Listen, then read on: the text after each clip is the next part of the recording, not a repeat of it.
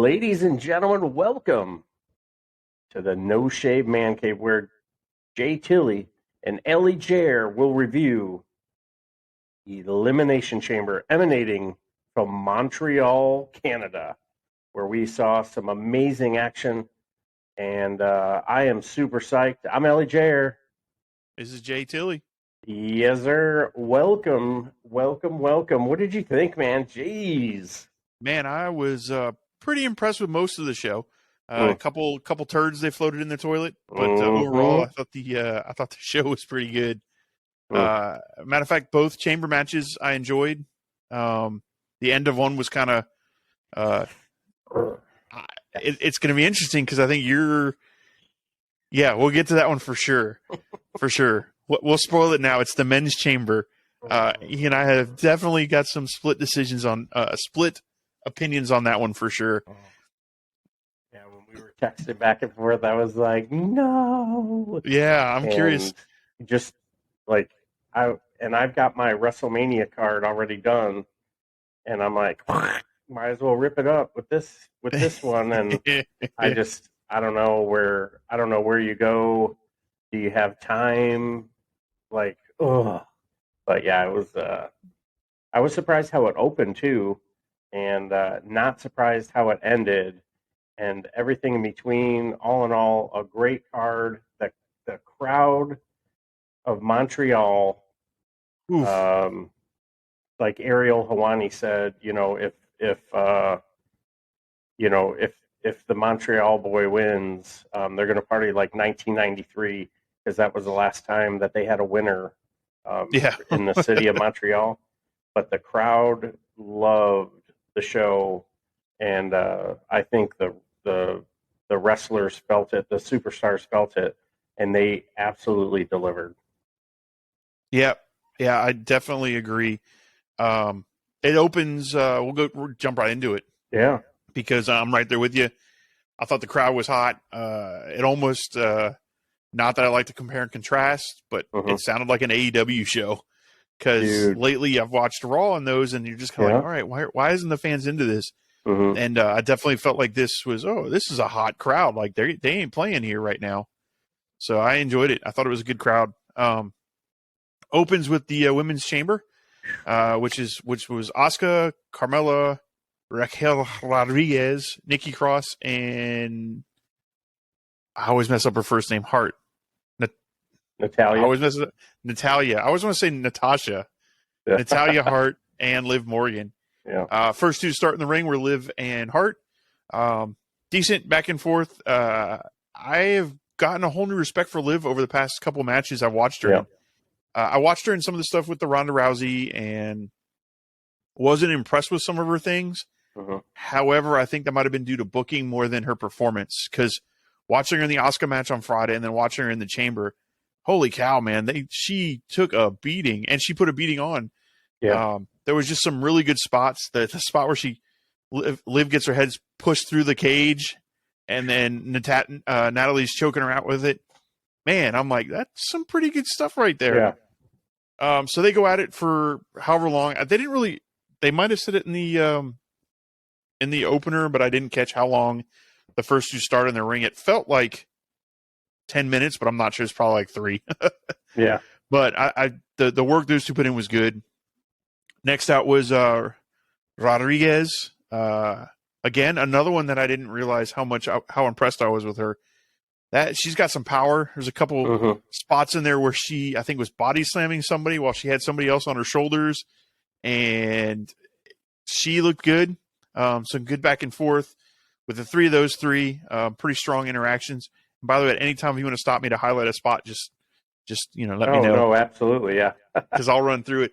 I obviously do not have the Adam Wilborn skills to analyze and write down every single move that went on. Otherwise, we'd be here for 16 hours trying to talk about it. But Rodriguez out next. Then was Nikki Cross, and she just went crazy. Crazy Nikki went running around the ring, smacking everybody, doing everything she can. Climbs on top of the pod and does a dive. So she was the first pod climber. Climbs on the top of the pod, dives off onto Raquel and Liv, which was kind of early in the match too, because you got to figure Carmella and them weren't even out yet. Takes them all out. While everybody's down, Carmella comes out. She taunts Asuka, and then she realizes that everybody's getting up from the crazy dives. She goes back in and tries to hide in her pod. Goes and hides in the chamber. Yeah. I tell you what, she played her role very good in this match.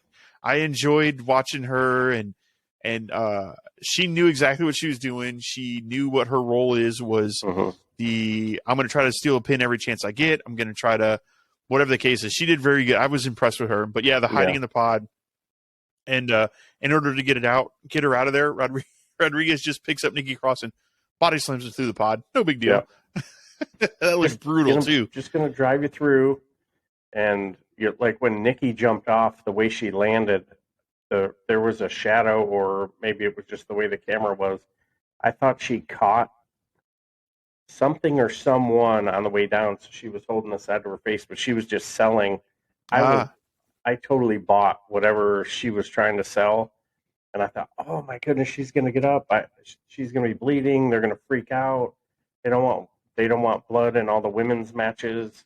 And the action progressed. They slowly started making their way back into the ring. And like you said, Carmella with trying to steal the pins and doing all that. It was really good. Raquel looked super, super strong in there. And with Miss Liv there, who's now, I think she's going to be like the resident Daredevil. And she's really, really starting to build her character. And if the Liv that she is now, if she was like this when she had the title, I think she'd still have the title. They wouldn't have put it on Ronda, because the crowd was really behind Liv during the match. It was awesome to see. Yeah, she's got quite a following overall. Crowd really likes her a lot. So she like I said, she put on a show in here. Where was I? Oh yeah, so Raquel slams Dixie through the pod, and then ends up eliminating, gets the pin. Obviously, Nikki's out. Rodriguez has Hart in the corner. Then okay. I was trying to read through my notes and I just remember what happened. So yeah, you had back and forth going through it. Carmella was getting punched in the face, and she slides out, and Raquel Rodriguez is on like the second rope, and out of nowhere comes Liv Morgan off the top of the pod to hit that sunset powerbomb thing. Holy cow, that was great! And at first I thought it wasn't going to go well, and then it went very well. I'm like, holy cow! Yeah, I was trying to figure out what my notes said there, and that just clicked to me. Oh yeah, that was really good. And yeah, so. Yeah, that was a cool little spot. And then like I said, Carmella sliding in, trying to get the cover. She doesn't get it. She ends up kicking. Raquel kicks out. Again, more back and forth, some more spots in the match. The next elimination was Liv gets eliminated because she gets put in the sharpshooter. And then while she's in the sharpshooter, Asuka comes out, and Asuka puts her in that armbar. So double submission hold, and she doesn't tap. She just passes out. Yeah. And so there goes Liv. Liv's out. That was a slick way to protect Liv, make her look strong. Yeah. My only complaint, and I saw this in the Ronda stuff too, is I don't like her little silly smile before she passes out sometimes. Like, I understand they're trying to convey, she likes the pain, but she did it in the Ronda stuff where, like, right before she passes out, she does this really cheesy grin, and she did it here too, and I'm like, it just breaks it. Like, make it look like it's a struggle. Talk about how much you like the pain, but I don't know. I lost a little bit with that. Then Carmella ends up eliminating Hart.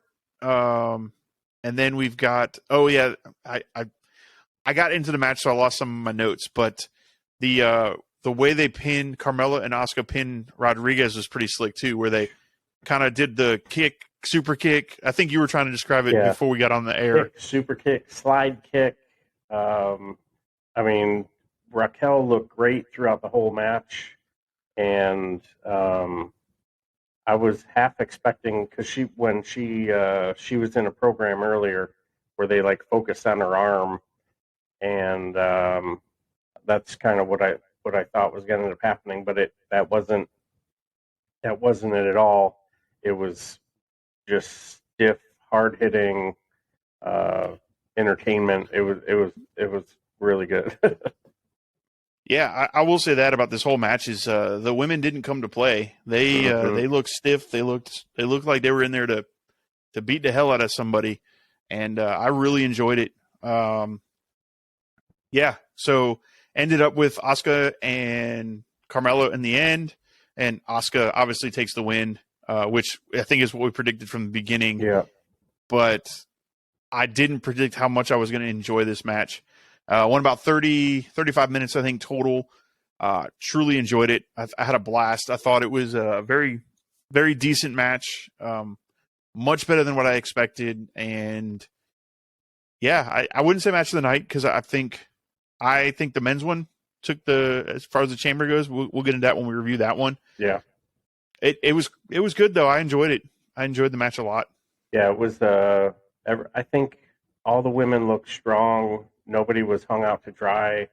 Even Nikki being the first one pinned, and it was kind of weird. It was like, was Nikki pinned or was she eliminated? No, she isn't. Oh, yes, she is. It was kind of wonky, but she got the dive off the top. She was able to sort of be her personality. Raquel looked amazing. The spots with Liv, and just like how magnificent does Asuka look and perform on this version of her? It's fantastic. I'm really impressed with what they're doing with Asuka right now. Yeah, it definitely seems to have ignited her for sure. As far as like bringing her back, taking her off TV for a while, bringing her back, and just lighting her up, like to the point where I think she can beat Bianca. Like I would like to see that. I'd like to see her with the championship run. You brought up something with the elimination that was kind of an ongoing thing throughout the night, which I thought was funny, was the production issues. So missing the Nikki Cross elimination was the first time it happened, but it wasn't the last throughout the show. There were several times during the show where like they had to go back and recover something. I remember at least one during the Judgment Day match. I think there was one during the men's chamber. Might even been one during like almost every match. There was something like, "Ooh, whoops, we cut away from that too early," or whatever the case was. Yeah, camera out of place, or something with commentary. Yeah, it was interesting. Yeah, it was weird. So then we got to the first turd of the night, which was the Lashley Lesnar match. I don't have much to say about this match. I felt like it was the same match they put on it. Was it WrestleMania last year where they both hit their moves? But this one ended up going to a DQ.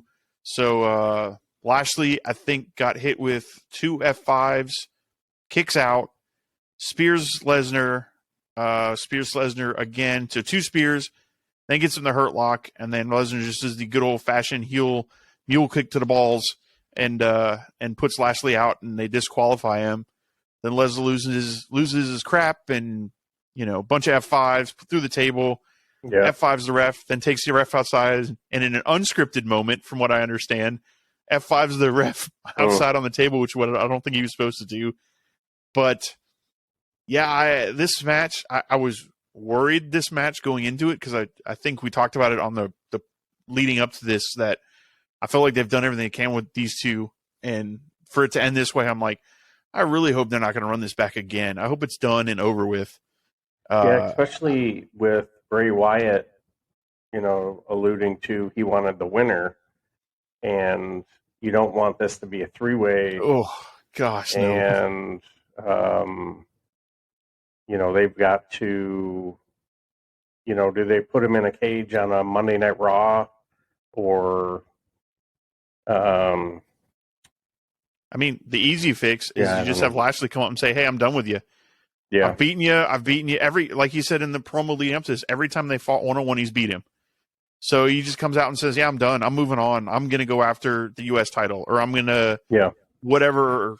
Or I think, or maybe he just goes, "I'm done with you. Let me go. I'm going after Wyatt 6. Let's go." And he brings a Hurt Locker together, and you have the Wyatt 6 versus the Hurt Locker going forward. I don't know. I feel like he needs to be done with Lesnar. I think you turn Lesnar onto Intercontinental Champion, and you get Lesnar set up to go against Gunther, because I think everybody wants to see that match. That'd be a fun program. Yeah, I think that'd be a good one. That'd be a lot of fun. That big old yawn, huh? Man, Tired I'm sorry.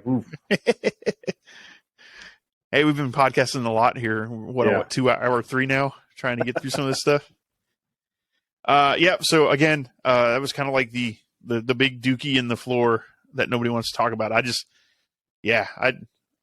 think I literally have in my notes, I'm like, trash shit booking is what I have written down. I'm thinking to myself, like, the DQ could have been Lashley had him in the hurt lock. Lesnar backs him into the corner, breaks the hurt lock. Lesnar rolls out of the ring. Down comes the hit squad there. The hurt business. Hurt business comes down. Maybe Almost is involved, and then that builds a program with Almost and Lesnar. Now Bobby can go, like you said, he can go focus on, maybe he goes after the U.S. title, or maybe he wants to be in the world title picture again, and Lesnar can go make Almost or something like. Yeah. So many ways that they could have ended this. If they were going to DQ it, it could have gone 100 different ways besides. Yeah. Or how about just not do the match at all? Like, why even set it up? Just because Lesnar needed a big payday for a pay-per-view? I mean, they could have skipped this whole feud, this whole lineup, left it out, not even brought Lesnar back for Elimination Chamber, and just heated him up for what, have him do the Royal Rumble thing. Cool. Gunther could have eliminated him, and then we could have set up a program with him and Gunther going into WrestleMania. Yeah. I don't know why they revisited the Lashley thing. I don't understand it. It is what it is.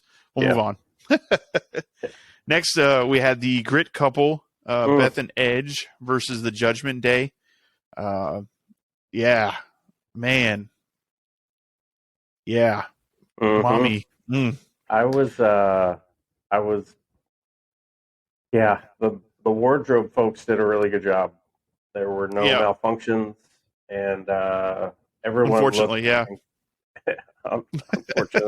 everyone looked fantastic. Everybody got their stuff in, and I was totally swerved thinking that I'm still brain dumped from that one, but I'm really surprised that Finn and Rhea didn't win.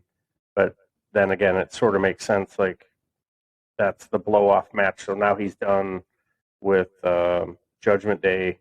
And note to creative, that's how you end a feud. You could maybe do that with Lashley and Lesnar, just saying. So it was good to see all of that go on. I think there was enough, funny jacking around with the Grit couple against the Judgment Day. A lot of really, really hard-hitting good spots.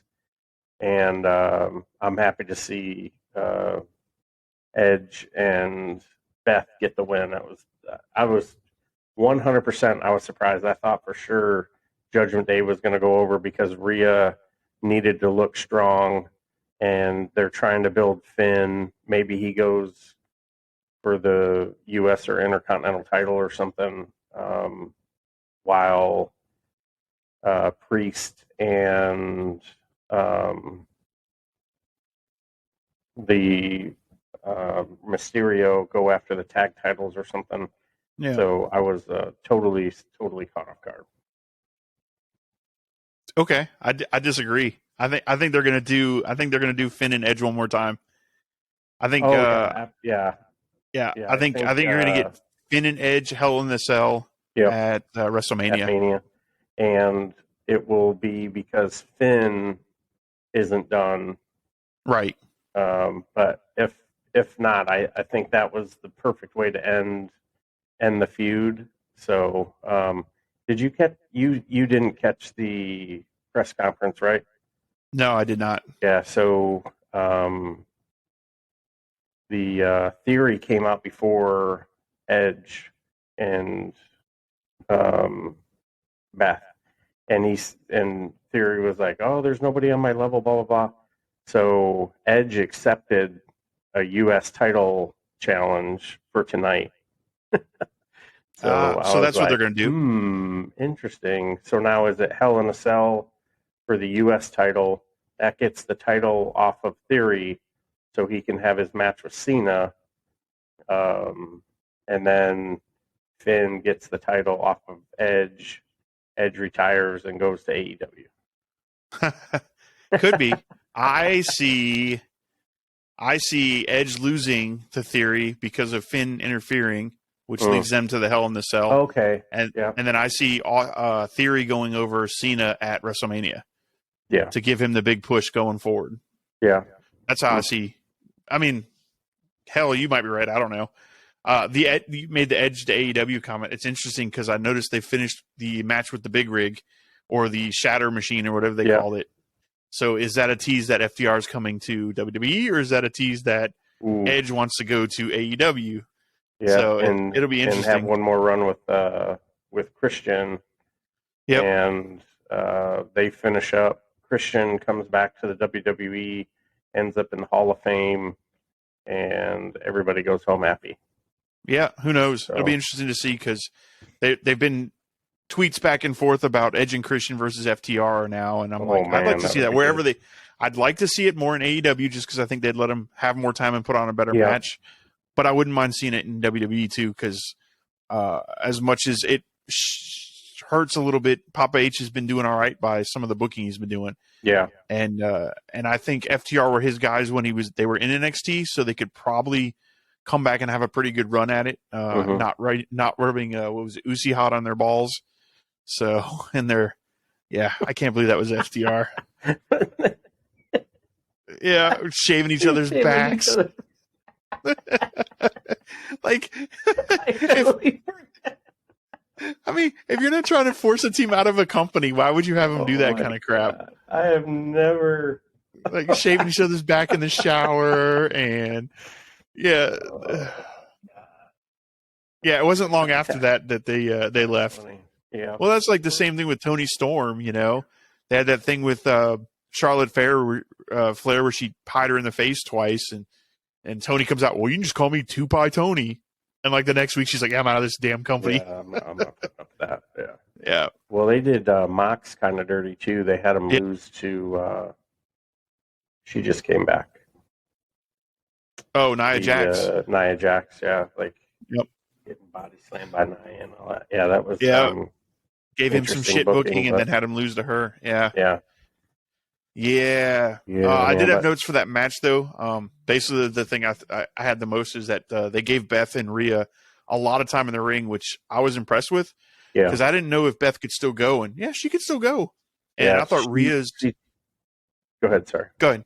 No, I was going to say I thought said that Beth said that she spent twice as much time as she thought she would, so she could hang with Rhea, because she was so impressed with Rhea. And her time down at NXT, she knew what Rhea was in NXT, and she's so much more now, which impressed me to no end. Like them, still putting Rhea and Finn over after having a tough match like that. So yeah, I thought Rhea's selling was fantastic. I mean, she looks great. Like she is going to be one of those stars that she's going to be around for a while. Was she a WWE NXT bring up? Like, did she do independence or anything? I don't remember. She was in the Mae Young Classic, and then she was in NXT UK, and then came to NXT, and then on the main roster. Because I'd be curious. I mean, I imagine she'll be WWE for life, but I'd like to see her like in a New Japan or a Stardom run. Ooh. There's some talent out there that I'd like to see her work with for sure. Yeah. I wish that they would open their doors and let their talent work with other people cross promotional, because there's some talent I'd like to see her in the ring with, because I think she can go. Hater. Oh my gosh. Yes. Her and Sheeta. Her and Toni Storm would be fun. Her and Rio. That would be a match. Yeah. There's her and Jade. Oh yeah, her and Jade. I didn't even think about that. The That's like a whole size. different kind of fantasy booking right there. The you mentioned one. Oh, Tony. Tony defeated Rhea for the NXT UK title, Oh, I didn't know that. and then Rhea came to NXT, won the title, carried it for a minute, and then went to the main roster. Oh, okay. Yeah. Yeah, I didn't know that. But yeah, that was a fun match. Another fun match. Truly enjoyed it. It ended up with a Glamazon slam outside onto Rhea, and then on the inside was a spear, and then Beth rolls in, and they, like I said, they did the Shatter Machine for the finish. So we kind of went backwards order. Usually I give that note talking about the match, but that's all right. Yeah. After that, we had the men's chamber match, and it's funny. I'm looking over my notes, and there's not a lot of notes. And I remember thinking during the show there was a lot of filler between. Like, I feel like this pay per view could have been an hour and a half, not 3 hours or whatever it was. Yeah. I just remember thinking like, oh, the match is over. I've got 15, 20 minutes to go do something before I come back in. Yeah. Yeah, there was a lot of propaganda. The commercials were freaking fantastic, though. That commercial with Seth and the man as Batman and Joker, and he's like, "What's up with the voice? I'm gonna go to the cave. I didn't know I had a man cave. You don't. I'm the man." I was like, "Oh." But commercials were fantastic. The programming was really good. Michael Cole was a little extra snarky, and the crowd, though, they were into it. They were fantastic. And when each pod opened up, it was just a slow boil. And then when Tez's pod opened, people went bonkers. And I was like, "Is this dude Canadian?" And he did not disappoint. And we'll get into that match here. That was so. To this point, I had Beth Phoenix and Edge against Judgment Day.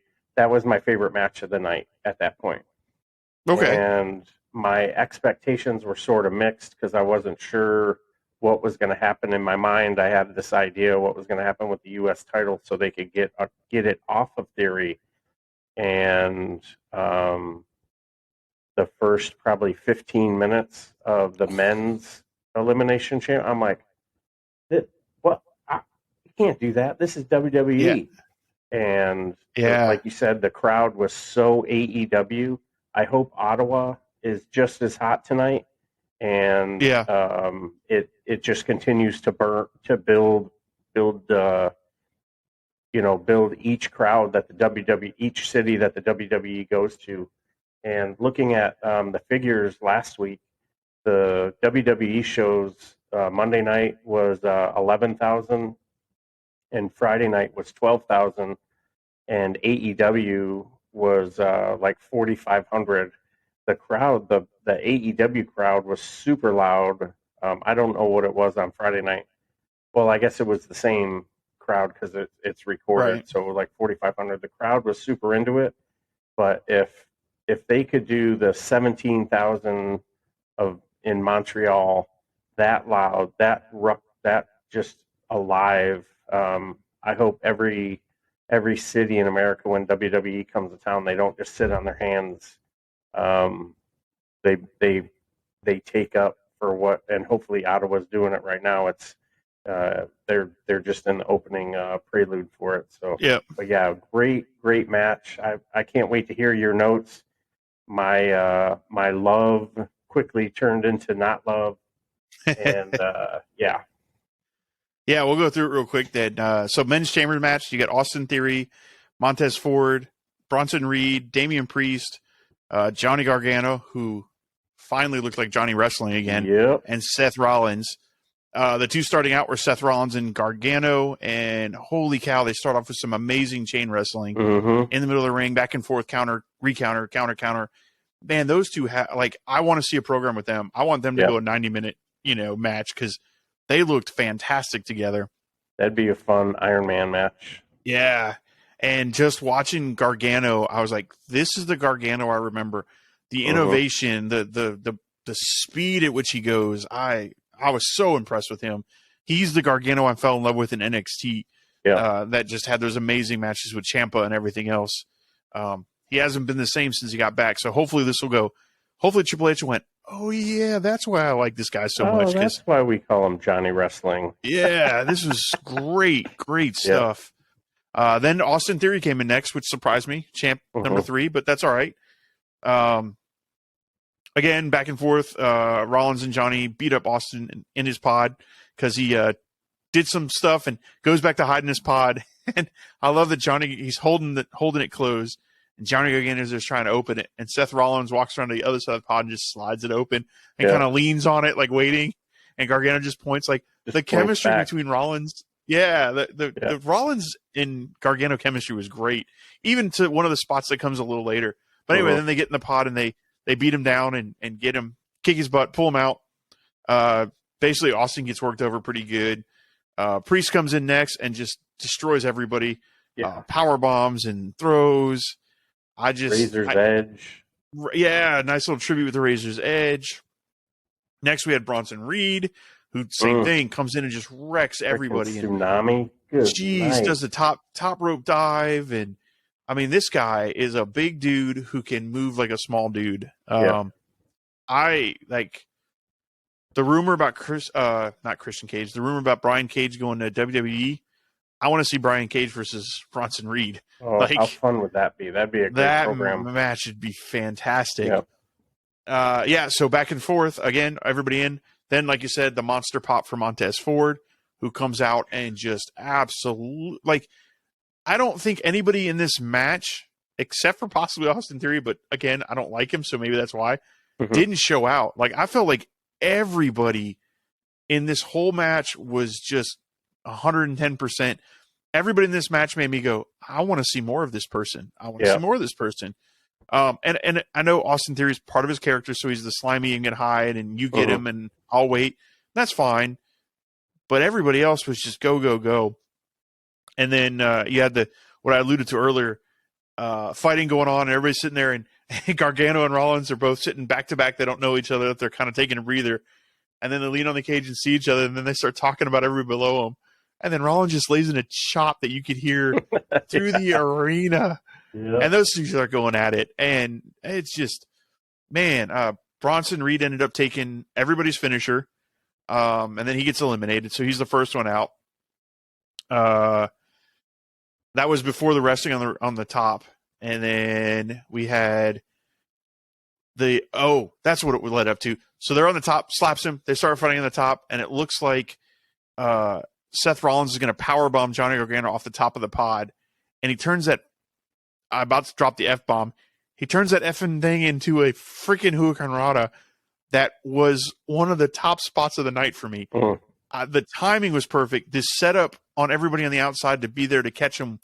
If they weren't there and ready, because Rollins couldn't see, and Gargano really couldn't see. Yeah. If those guys weren't in place, you just lost two guys to injury for a long time. Yeah. And that was a butt clencher for me. I'm like, oh my God, okay, everybody's fine. Yeah. And that was just the first of several that it came out in another one that came into this match. That's like 3 times in my notes. I got Johnny looks amazing. Johnny looked awesome. Johnny looks amazing. And then Priest ends up hitting the Razor's Edge, eliminates Johnny Gargano. I was like, wait. And a little bit later on, he tweets, hope I made everybody proud. And I was like, I really wanted Montez Ford to win. And if it wasn't going to be Montez, I think Gargano would be a great U.S. champion. I don't know that, we'll ever have lightning in a bottle twice with someone as Gargano size like Danielson when he won the world title.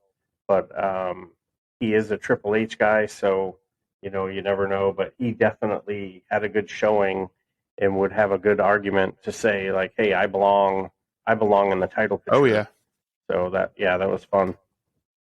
Yeah, I'd like to see him do more because it was great. And again, this was my match of the night. I know you said it wasn't yours, but I had such a good time with this match.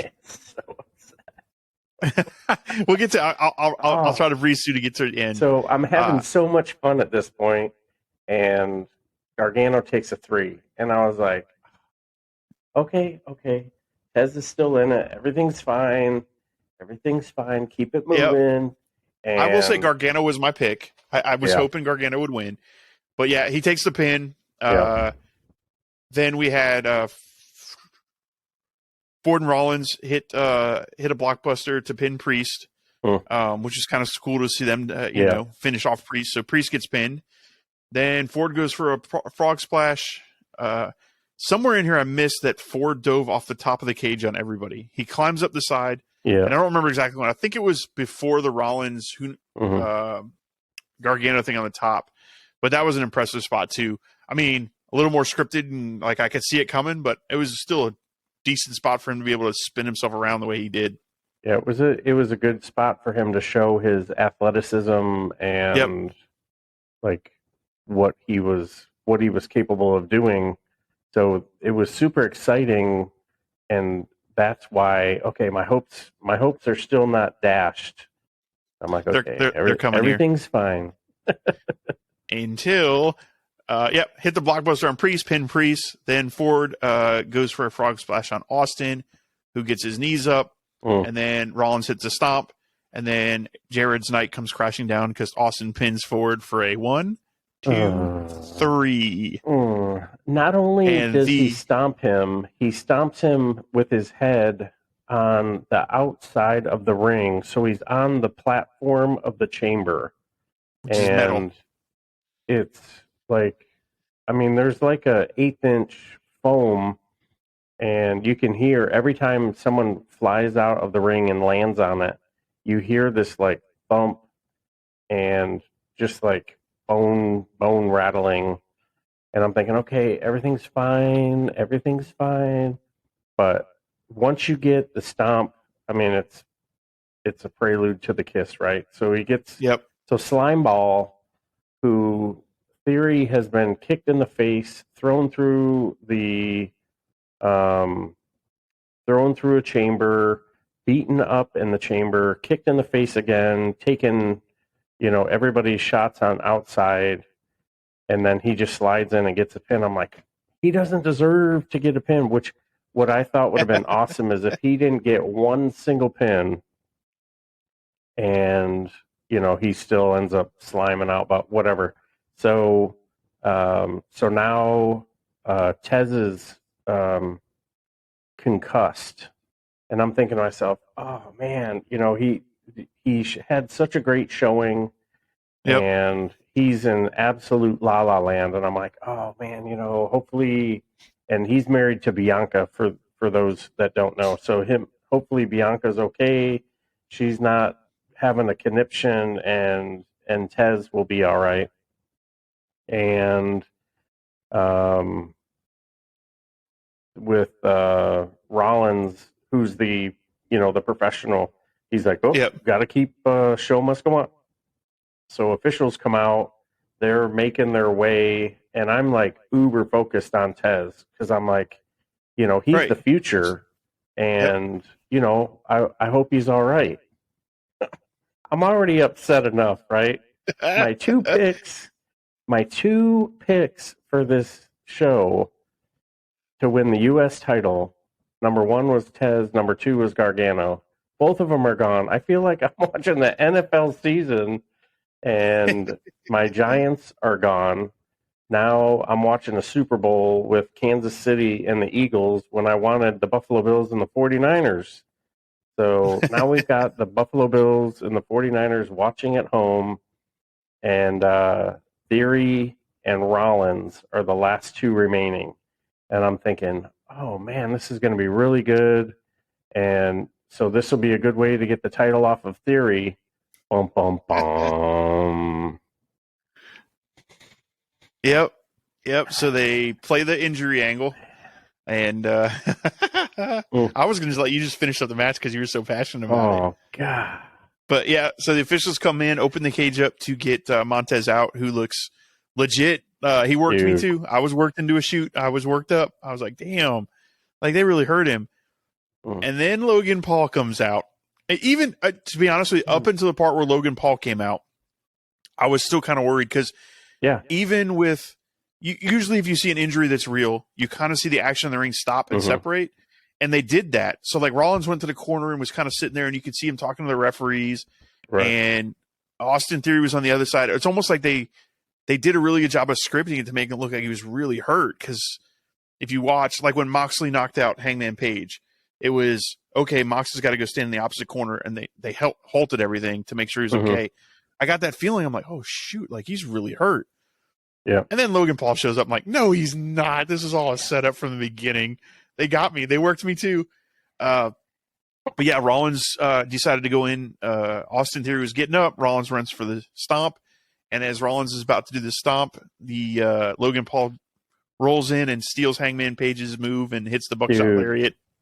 He totally freaking nailed that move. Yep. And way better than CM Punk ever did. So he buckshot lariats him. Yep. And then he takes Rollins' own move and freaking stomps him, which I like how Logan did his stomp because it wasn't on his head. It was on his shoulders, so it looked a little bit safer. And maybe because, that was the first or second time or maybe they practiced it, before the match. But yeah, it was, not at all the ending that I was hoping for. I didn't want any like shenanigans with the Elimination Chamber, but I must say, now that I've had a couple of days to let it kind of stew, there's some good business that was done during the match that you could build. You could build some stories from, and now you've got Rollins and Logan Paul in a match. Which, who else would you want in a match to help a newer wrestler who can fly and get it and hit it than Seth Rollins? And, maybe besides The Miz, and they already tried The Miz. And I just think this is going to be an awesome match. And this, with Seth Rollins and Logan Paul, it has the potential to steal the show. If it goes on night one, it could absolutely be the best match of night one. Yeah, and I think Rollins is the perfect person to play against this really shitty asshole heel that Logan Paul's going to play. I think Rollins is a good pick. And like you said, Rollins is a good enough, or I shouldn't even say that. Rollins is a great wrestler and talent to be able to pull Logan Paul up, and will be able to, not saying there will be, but any botches that could happen with Logan Paul or things that maybe he doesn't know how to pull off right away. Right. I definitely feel like Rollins can smooth him over for sure. I think it's going to be a great match. I agree. I think it's going to probably be one of the better matches of WrestleMania, but we also don't know what the WrestleMania card is going to be yet. So who knows? There might be something else that comes up that will be better. So we'll see.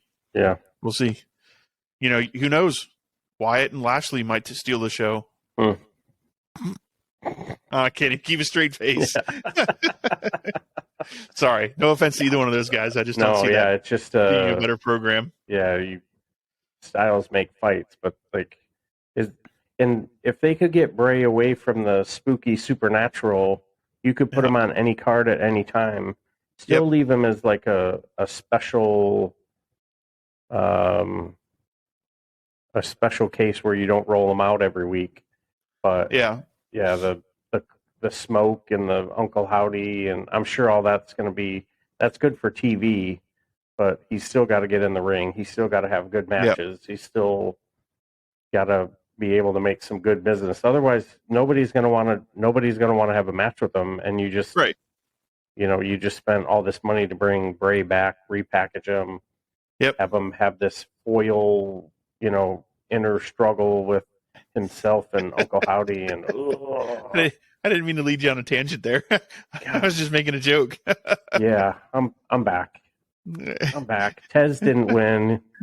He's okay, allegedly, and it's funny that you text me, oh my god, I hated the ending, and I'm like, Really? I thought Oh, it was great. I thought they set up. yeah. It was beautiful business. They set up Montez Ford being hurt, so we can play that out for a little bit. Yeah. So um, Dawkins can kind of maybe do his own thing. Maybe who knows? But I thought that was fine. And I thought set up the Logan Paul match. I thought it was a good piece of business. I thought it was Yeah. okay. I enjoyed Yeah. it. I was really surprised when you texted me that you hated it. Yeah. It happened. The pin happens. The match is over. Logan's walking up the ramp. Theory's standing on holding the title, and they pan to Rollins, and he's got like one eye open. He's still trying to figure out what's going on. And I text you. I'm like, this was shit. I'm sorry. I was just like, I am so upset. But now that I've had a couple days to let it, like, the matchmaker that I wish I was, there's so much that you can do now with who pinned who, Yep. you know. So now, you can have Reed come out. Well, it took all of you to beat the tsunami, or whatever he's going to go by, and he could have a program with any one of those guys. Gargano looked great, so you could do something with him, and like you said, you get one of the top matches for WrestleMania, really night one or night two with Seth Rollins and Logan Paul. Yeah, so this is why I love wrestling, because you were emotionally invested in that one, man, and Man. it's great. Like, got me. we've been watching it for what 30 something years, Yeah, and to be able to still get got like that is pretty good. That says something about the quality of that match overall. Yeah, that was twice. That was twice on Saturday that got me, because I thought, yeah, they're going to want to keep Rhea strong. I thought for a minute that they would get Rhea to pin Beth, but then you kind of talked some sense into me, like, well, she's not an everyday wrestler, so why, like, what, that's not really a feather in her cap. And I thought, well, okay, then Finn gets the win over Edge and says, I beat the maker of the Judgment Day. Now you're my bitch, or whatever he ends up saying. Yeah. But now, like you said, there's more to be done. There's more to be told, and the Judgment Day keeps getting stronger and stronger, because Finn is getting darker and darker, like that Prince of Darkness that he used to do. Yep. And then you have Rhea getting stronger and stronger. Wow. Damn. Tom gets dumber and dumber. He keeps getting like weaselier and weaselier. Yep. So good for them. Great creative. And man, I had high hopes. And yeah. So the match ends, and there was kind of some quiet, because then they talked about Tez a couple more times, and then they had some video packages, and then you could kind of hear in Cole's voice how the crowd was starting to kind of boil. And I thought, I wonder how are they going to get, and now keep in mind, everyone at home, the match that we're about to have is for the undisputed WWE Universal Championship. The champion comes out first. Yeah. And I thought, isn't that something? Man. Because in my mind, I'm thinking, if Roman came out second, which normally happens with the champion, right, they would have to wait like 15 minutes. Yeah. Because that's how long the crowd would be going. And they went on and on. They boiled for 12 minutes in the ring. And I thought, dude, this is what's up. He came out, and just the crowd was stewing, and and little by little you could tell, like, oh man, the crowd is hating him, and he just fed into it and fed into it. And then when the music hit and Sami appears, I thought, wow. Yeah, it gave me goosebumps. Woo, that was probably one of the coolest pops I can remember, even more so than like Edge coming back at the Royal Rumble or some of the spot fests when the Royal Rumble rolls people out or WrestleMania or whatever. I would compare it to the Cody pop at WrestleMania. Oh yeah, that's a good way to do it. It was right up there with that Cody pop. And you figure the crowd for WrestleMania was 70,000. Yep. And Elimination Chamber was 17, and it probably registered about the same on the Richter scale. Right. And I was so impressed with the crowd in Montreal, not just because Ariel Helwani talked about it 44 times or whatever, and St. Pierre was there, and some other guys were there. Super impressed with the crowd and the entrance and how Sami was able to keep it all in one bag. And then Sami goes in and he kisses his wife. Mm-hmm. And I thought to myself, if you're ever in that position, don't acknowledge who you're there with the man who says, Montreal, acknowledge me. Because you just opened the door. Yep. And I thought, oh, that is going to play in a little bit later on. And boy, did it.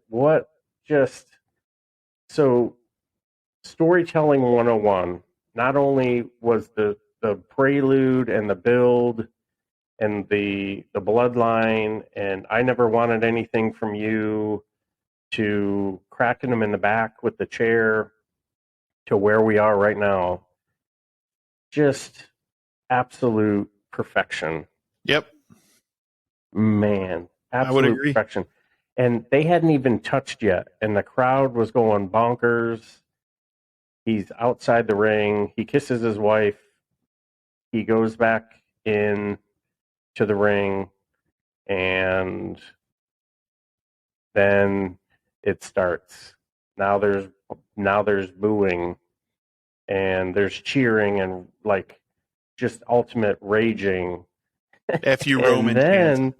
And then you get the F.U. Roman. And that truly got into Roman's head. Yep. You're booing me? He did a great job. You're booing me? And he did such a good job of just letting the crowd just get, not like all the way in the skin, just under a couple of layers, and the crowd fed off of it. And Roman played his part perfectly. Sami did a great job of being the underdog and fighting from underneath all night. Yeah. And just like, it was perfect. It was great.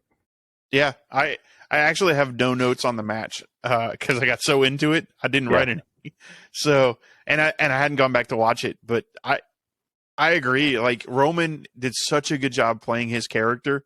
Mm-hmm. And just letting and showing that he was playing that character. Yeah. And then the tormenting of Sami, because we all knew Sami was going to get his butt kicked, and he did, man. He got pillar to post, got his ass kicked, and took a good beating. And then the torture, like you said, it went back in front of his. I think his dad was the gray-haired man in the corner, if I'm correct, where he was taunting him too.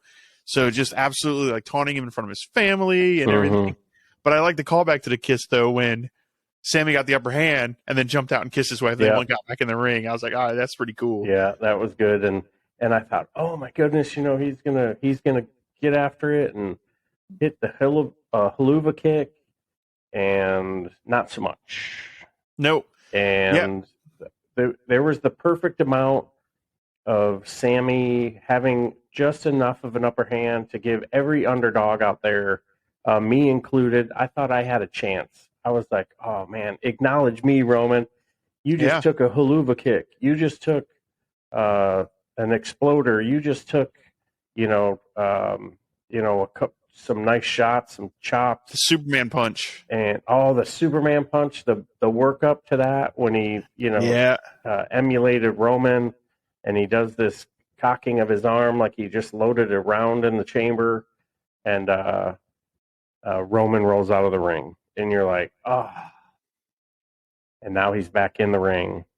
And it was a great showing for Sami, and made him represent himself, Montreal. It was a lot of fun. It was a really good match.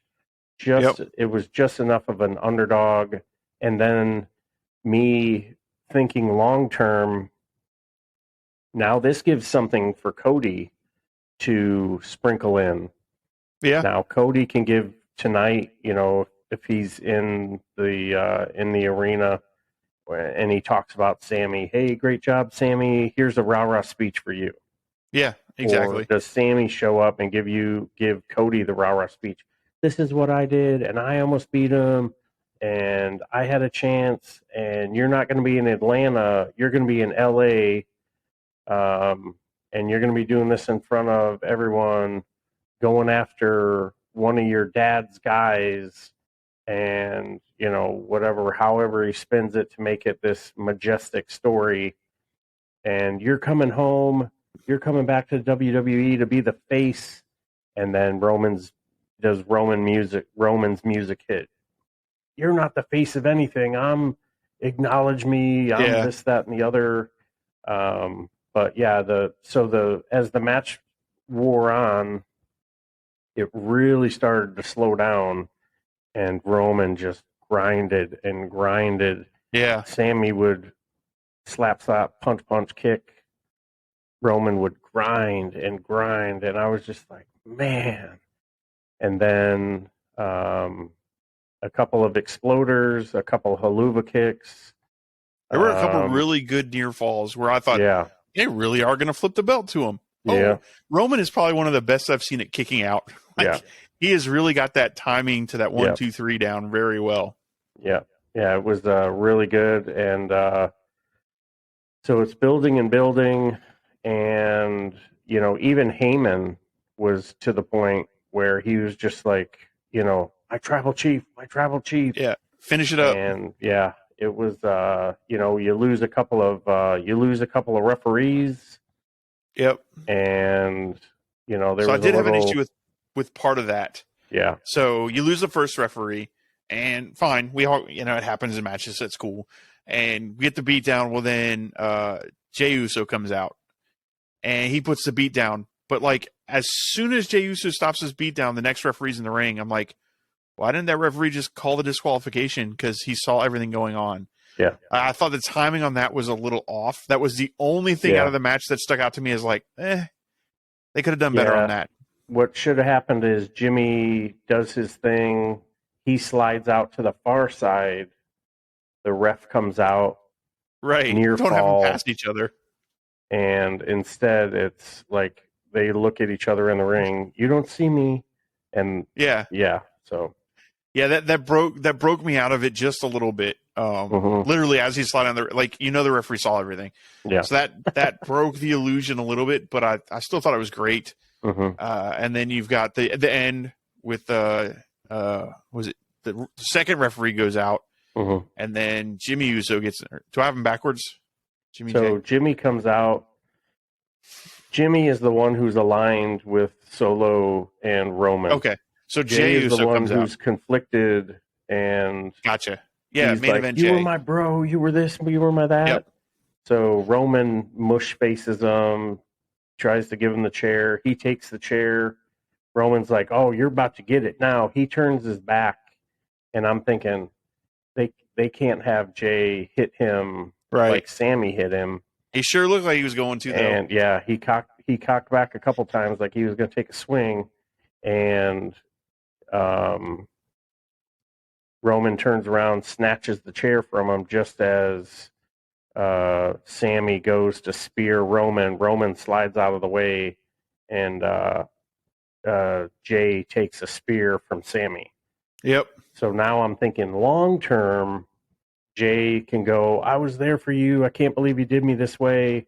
And I almost turned my back on my real blood instead of you faking inside the bloodline. So I'm like, oof. So that was really cool how they laid the groundwork or foundation for what will be the tag team match at WrestleMania. So yeah. So obviously Roman goes over. Finally get the second referee back, or the first, somebody gets back in the ring, one of the referees, and he's hitting the spear and the punch, and he gets the 1, 2, 3, and then they start the beat down, and whose music hits? KO making his return. So yeah, it was a great match. I enjoyed it. It's funny because as I was watching it, I was comparing it to the Rock Hogan in my head, as far as like we had talked about. All right, what match would you show somebody? I'm like, this would probably go up there as to like I could turn somebody onto wrestling.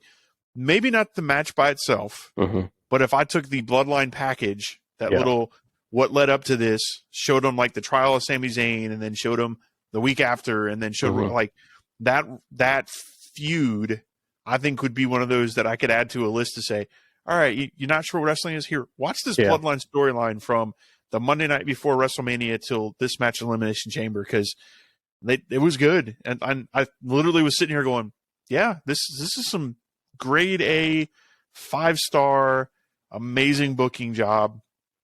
And the match itself was right up there. I mean, we all know Sami can go, and Roman has proven that he's gotten a lot better and can go. And yeah, it was fantastic. Sami did a good job of playing the I don't really have a chance, but I'm going to give him my all. Even the wobbly feet thing he does when he stands up and he looks like he's about unconscious. Fantastic selling. Yeah. There, like I said, there were some 2 counts there that I'm like, oh, they're really going to pull. Oh, okay, kicked out. It was really good. Did you catch what Heyman said when Kevin so Kevin comes in, saves the day. Now it's just Heyman and Kevin in the ring. And Kevin's looking at him. Now, Kevin Owens has had Roman's number on a couple of occasions, and during their last go, this is what started the end of the Bloodline as we knew it for nearly a year. Yeah. So Kevin comes in and he's stunning everyone. Now it's just him and Heyman in the ring, and Heyman looks at him and goes, I've always loved you. I've always wanted to be with you as his confidant, but I had to go with him. And he points at Roman. And Kevin's like, get out of here with that. I'm not trying to hear that thump. So now a little bit of dissent is sprinkled in, and I'm thinking, okay, so is he going to line himself, go back with Lesnar? Is the Bloodline done? And then I think back to the T-shirt that Roman wore a couple of Fridays ago when it was just Heyman and Roman on the T-shirt. Thinking, man, this is so just next level storytelling, and I am so excited to see what's going to happen over the next 4 or 5 weeks till we get to WrestleMania. And this was not just the best storyline in the WWE, but the best storyline in wrestling. And I'd have to think back at least 10 years. And super impressive, man. Very impressive. Yeah, we talked about it a couple weeks ago. You said 10 years. I think it's probably the best storyline in the last 20. I can't think of another one other than maybe Austin McMahon that pulled everybody in as much as this. Austin McMahon, the initial wave of NWO, that's 25 years. Yeah. I can't think of another storyline in WWE since maybe 2000 that I have been invested in to this point. This was fantastic. And I don't think it's over yet. I think it's going to go through to Rumble or to WrestleMania.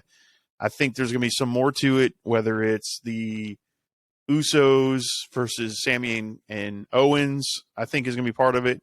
Whether or not tonight, as we get on the show, we see Cody getting involved, or I'm curious to see what it's going to be, and that's saying something, right? Like for somebody who was a lapsed WWE fan to now go, ooh, I can't wait to see what's going to happen. That's how you book episodic episodic week over week TV that you Man, want people to come watch every day. yeah, super, super impressed. And, I don't generally like when, there's excessive blood, excessive outside interference. That's why I sort of got turned off when you had the aces and eights in Impact or TNA. It was Impact at that time.